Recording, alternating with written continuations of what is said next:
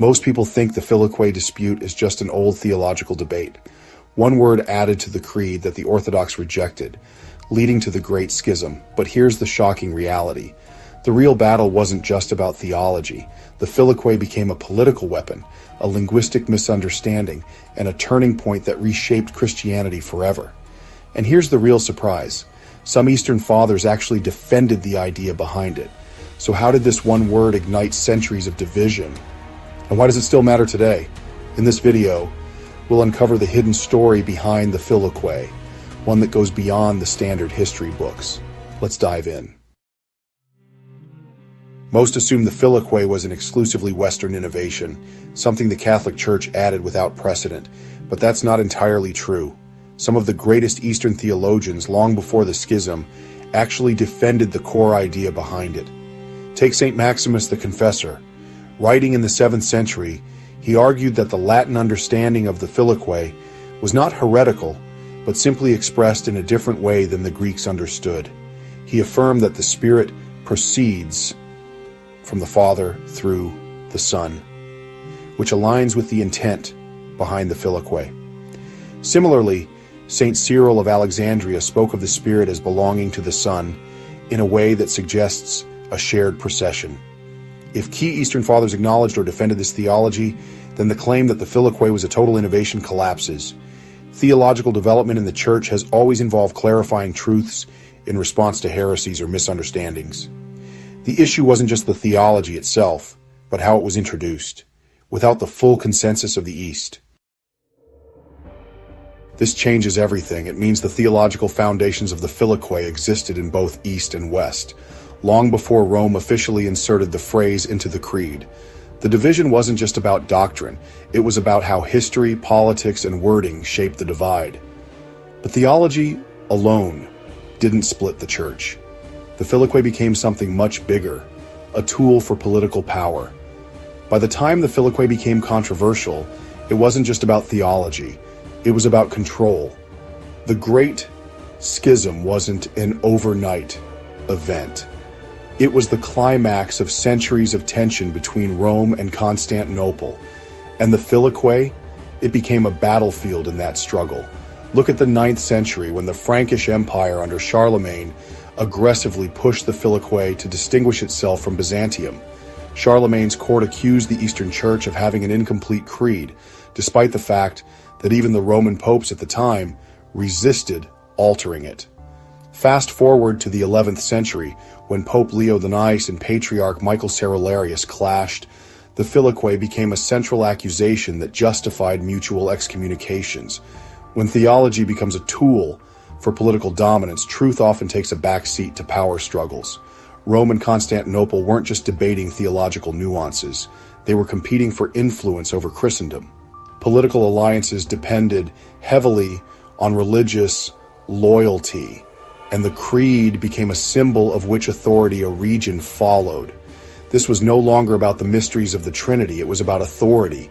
If Rome could unilaterally change the creed, it reinforced its claim to supremacy. If Constantinople resisted, it was about preserving autonomy. The Filioque was no longer just doctrine. It was a statement about who had the final say in Christianity. But here's the twist. While politics fueled the fire, the Filioque debate was also plagued by a fundamental misunderstanding, one that had nothing to do with authority and everything to do with language. A huge reason the Filioque debate escalated was that Greek and Latin didn't express the concept of procession in the same way. When the West added Filioque, meaning and the Son, it didn't sound the same to Greek ears as it did to Latin theologians. The Greek word ekporesis, used in John 15:26, refers to the Spirit's originating source. In contrast, the Latin preceded is broader, referring to procession in a more general sense. Greek theologians heard Filioque and assumed the Latins were teaching two origins in the Trinity, heresy. But in Latin thought, the phrase simply clarified the relational role of the Son without altering the Father's primacy. The two sides were talking past each other, not contradicting one another. Linguistic and philosophical differences have shaped many theological disputes throughout history. In this case, neither side was distorting the faith. They were emphasizing different aspects of the same mystery. The Greeks were preserving the Father's unique role as the sole origin of the Godhead, while the Latins were highlighting the relational bond between the Son and the Spirit. These perspectives weren't inherently contradictory, but were perceived as such due to the limitations of language. This linguistic gap meant that both sides thought the other was corrupting the Trinity, when in reality they were describing the same truth in different terms. Had these differences been understood earlier, the controversy might never have escalated into a full schism. But here's the real question. Why does this still matter today? Is the Filioque just a historical issue, or is it still dividing the Church? Even today, the Filioque remains a major stumbling block in Catholic Orthodox unity. It's not just an issue of history. It continues to shape how each side understands church authority and doctrine. Many Orthodox theologians argue that the Filioque represents a fundamental shift in how the West understands the Trinity, with far-reaching effects on grace, authority, and ecclesiology. Some see it as part of a larger pattern of unilateral actions by Rome. Meanwhile, Catholic theologians point out that the Catechism explicitly teaches that the Eastern formulation is valid, suggesting the difference isn't as irreconcilable as it seems. This controversy matters because it reflects deeper divisions in ecclesiology. The Orthodox hold that doctrine must be preserved exactly as received in the early Church, while Catholics believe doctrine can develop under the guidance of the Holy Spirit. The Filioque debate isn't just about a single word. It's about two fundamentally different approaches to church unity and doctrinal authority.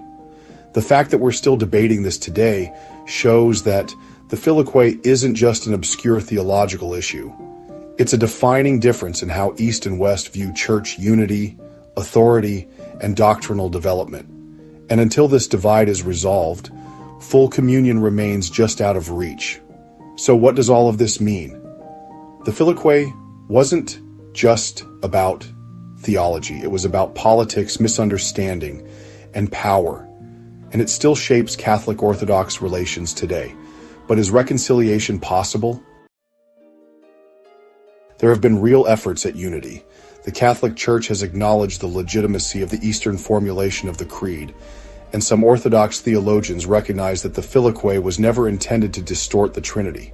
In recent decades, dialogues between Rome and Constantinople have led to greater mutual understanding. But deep differences remain, not just over doctrine, but over how authority and tradition should function in the Church. Reunion would require a shared vision of authority and theological development. And right now, that gap remains wide. Some believe unity will only come if one side concedes. Others think a path forward exists through mutual recognition of diversity within doctrinal unity. The truth is, we don't know how or when reconciliation will happen, but the conversation is far from over. If this gave you a new perspective, drop a comment below. What's your take on the Filioque controversy? And if you want to dive even deeper, check out our other videos on the biggest misconceptions about Catholicism and living the sacramental life. Thanks for watching, and I'll see you there.